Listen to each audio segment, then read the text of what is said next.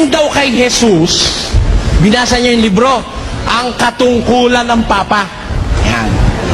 Galing daw kay Jesus ang katungkulan ng kanyang Papa. Tignan natin kung kailan lumitaw yung salitang Papa, kung galing nga kay Jesus. Sa Catholic Encyclopedia, page 571, mayroong ganito nakasulat. The Greek word Papas, Father, the title was first mentioned by Saint Enochius, 521 AD, and has been in general use in the Western Church since the 11th century.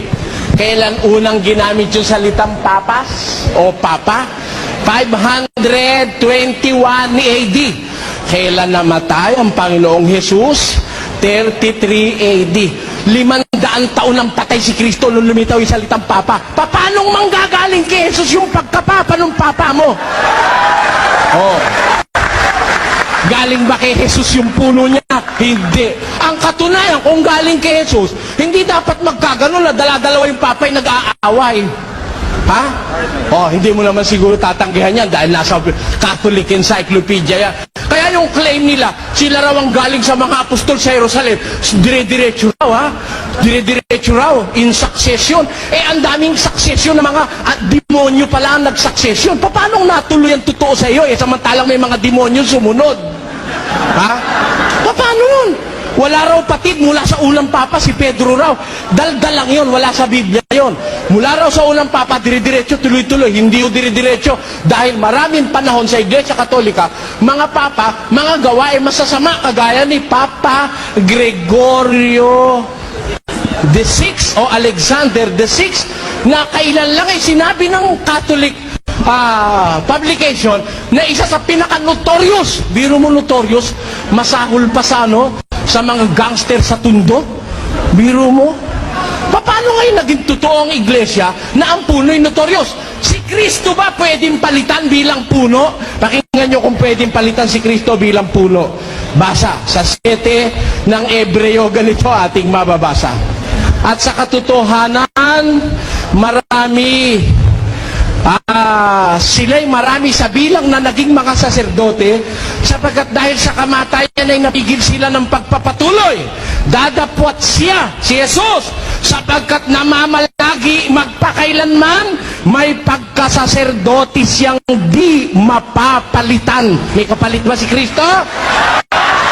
Sabi ng Biblia, si Kristo may pagkasaserdoteng, maraming salamat po, hindi mapapalitan. Ano ang tawag nila sa Papa? Vicarius Filii Dei, kahalili ng anak ng Diyos na si Kristo, Alter Christus. Sa makatwid, yung Papa niya ang lumalabag sa sinabi ng Biblia. Sabi ng Biblia, si Kristo hindi pwedeng palitan. Sino ang pumalit? Tama o hindi?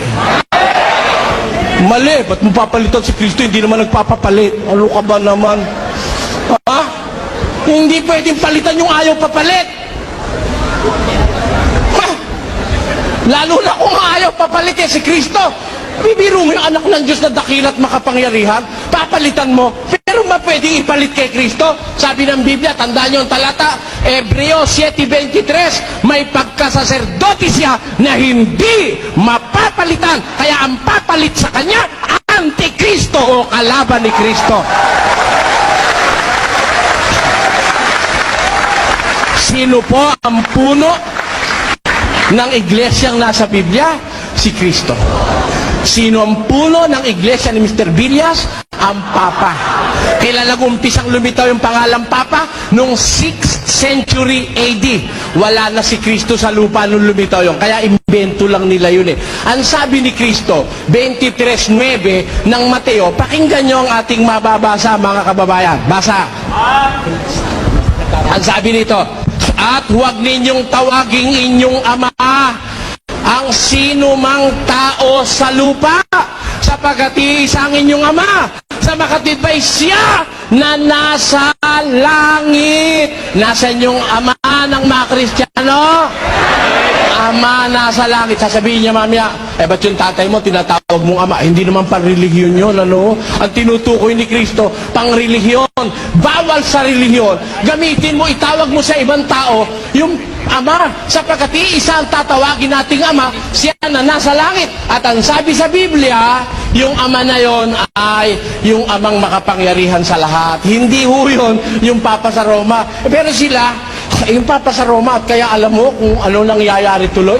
Dahil ipinalit nila yung Papa sa kay Kristo. Tinan nyo sa isang aklat nila, ha? Itong aklat nilang ito na ang pamagat ay Compendio Historico de la Religion sa page 509. Ano ang nasa sa dulo ng sandalyas ng Papa? Isang krus na ginto. Biro mo si Kristo, pinasa ng krus sa balikat. Ito naman nilagay sa sandalyas niya. Ngayon, ano sabi? Isang krus na ginto. At yun ang hinahagkan ng mga lumalapit at marunong gumalang sa Santo Papa. O yan, halika dyan. Ganyan ang nangyayari. Biro yan, oh. Pinalitan si Kristo, pinahalikan yung paa niya, may sandalyas na mayroong krus na ginto. Alam ba nyo yan? O baka hindi nyo alam yan. O magbasa kayo ng aklat katoliko. Ito. Ngayon, ito ang kanyang katunayan na siya ngayon ang hari sa Iglesia Katolika. O tinan mo, ayan o, meron siyang ano. May corona. Sabi sa Biblia, ang mga sabi sa pasyon, ang mga pagmimilagro, tutulungan ng demonyo. Ano pa't magkakabayo at dito sa buong mundo, maghahari itong lilo! Sabi ng pasyon. Hari ba? Hari, may corona. Wala namang ibang mangaral na naghahari. Siya lang naman ang may corona eh. Kaya tamang-tama ang sinasabi sa Biblia at sa mga hula at sa pasyon na may lilitaw na Antikristo. Pero kailan may hindi ko sinabi na kasama ako ron. Masadasa matino akong pag-iisip. At pag hindi mo napatunayan, Mr. Villas, yung ngayong gabi, tandaan mo, maghaharap tayo kahit saan. Patutunayan ko sa'yo, maninilampuri ka. Wala akong sinasabi. Nakasama ako sa mga manluloko sa radyo. Imposible de los imposible. Isang bagay na kapansin-pansin, mga kababayan, sa ating panahon, kahit sa mga sulok-sulok at radyo sa telebisyon at maging sa mga babasahin ay maraming mangangaral. Kami ay isa sa mga mangangaral sa radyo, telebisyon at sa pamamagitan ng pampletong ito. Nahuli sa sariling bibig. Isang bagay na kapansin-pansin, mga kababayan, sa ating panahon, kahit sa mga sulok-sulok at radyo sa telebisyon at maging sa mga babasahin ay maraming mangangaral. Kami ay isa sa mga mangangaral sa radyo, telebisyon at sa pamamagitan ng pampletong ito. Nahuli sa sariling bibig. Pero kailan may hindi sinabi, nakasama ako ron. Masadasa matino akong pag-iisip. At pag hindi mo napatunayan, Mr. Villas, yung ngayong gabi, tandaan mo, maghaharap tayo kahit saan. Patutunayan ko sa'yo, maninilampuri ka. Wala akong sinasabi. Nakasama ako sa mga manluloko sa radyo. Imposible de los imposibles. Dahil alam na alam ko, hindi ako nanloloko ng kapwa-tao. Walang bayad ang binyag dito. Walang bayad ang kasal dito. Walang bayad ang santo olyo rito. Wala ritong bayad. Libre. May merienda pa. Oh, walang bayad dito. Para sabihin mo, kasama ako sa, meron ba naman manloloko lugi? Ha? Meron ba manloloko lugi? 8, 7, Sabi, napakatanga mo naman kung naloloko na, lugi ka pa. 3, 2, 1. Kaya lang dapat nating may... Time. Maraming salamat po.